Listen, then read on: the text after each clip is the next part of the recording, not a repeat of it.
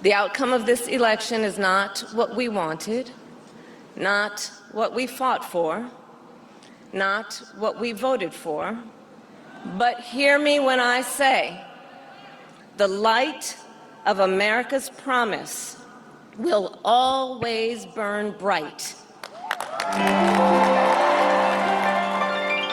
It's a beautiful day in the neighborhood, a beautiful day for self-care with Dr. Jill Hingston.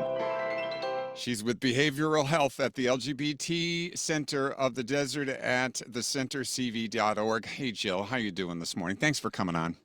Hi, John. Pleasure to be here. Well, it's a time where people are hurting. And what are you hearing over at the center?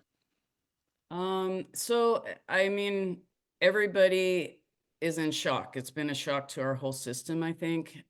Yesterday, actually, at the center, we held 4 different sessions, hour-long sessions, open to the community for people to be able to gather, be with one another, be able to cry, to vent, to express their fears.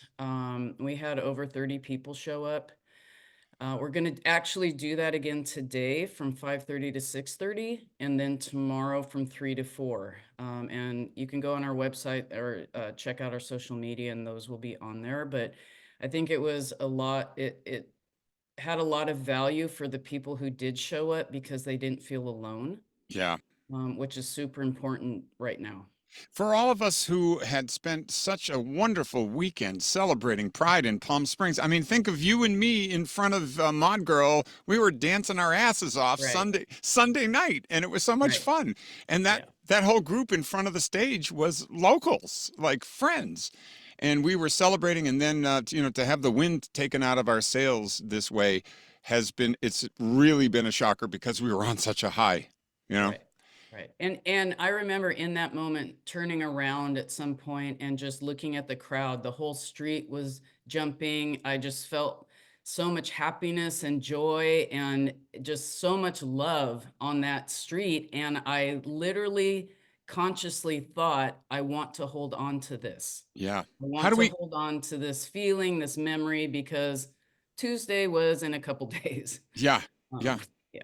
How do we And get that? How do we get that back? How do we, we were joyful warriors, but we're going to have to be that again. right. Yeah, and we have that in us. We'll always have that in us. Nobody can take that away. But right now, I think it's most important to acknowledge and recognize what we are feeling. We're terrified. There's so much anxiety, like what's next, what's going to happen, what are we going to lose, etc.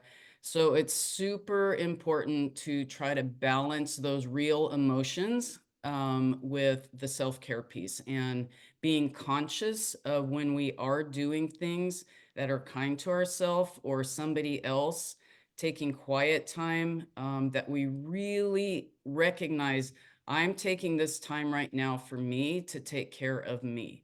Because just even consciously recognizing that helps embed it more in our system rather than just mindlessly going about, motions. Yeah, I spent election night basically carb loading. Yeah. I was just eating everything inside. I was like eating through my anxiety. I will say this though, even I was prepared if there was a victory to maybe have a couple of celebratory cocktails.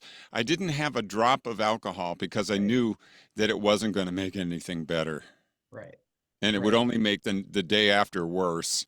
And Right. being on the radio early. It's KGA 1065 and 92.1. I'm John Taylor. I'm with Dr. Jill Hingston of the Behavioral Health Department at the centercv.org. That's your LGBT community center of the desert. And we're talking about self-care and taking care of each other.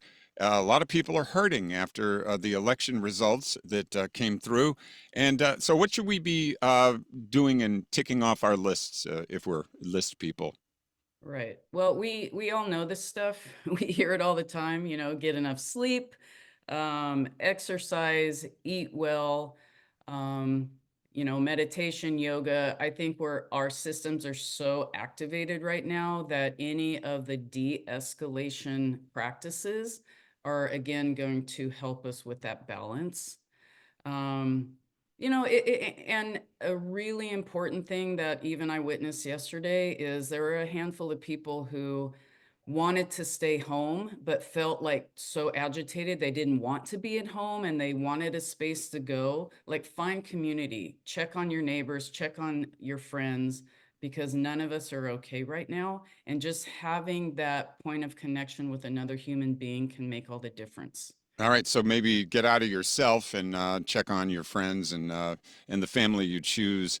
Yeah, there's a lot going through our emotional bandwidth, and we're pretty overloaded at this time.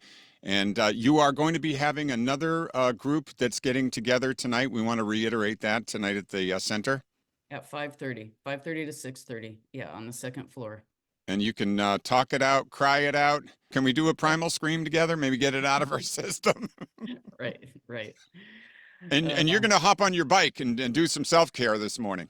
I am, because I know myself and I have a lot of nervous energy. And if I don't do my exercise in the morning, I won't do it during the day, and it just builds up and I don't feel well. So I get it out. Yesterday morning, I went to the gym and did an angry workout. But it was helpful because it released that for me. And that's just how I work. Well, Dr. Jill Hingston, we appreciate you taking the time and being a part of the neighborhood and doing the great work that you're doing at the center. It's thecentercv.org. You can find all of these meetings and activities. It's all up there for you on the website. And we appreciate you in the neighborhood. Thanks, John. Hey, it's John Taylor. Thanks for watching our video. And don't forget to like and subscribe to our KGay channel so you won't miss anything going on in the neighborhood. And you can always listen live to KGayPalmSprings.com.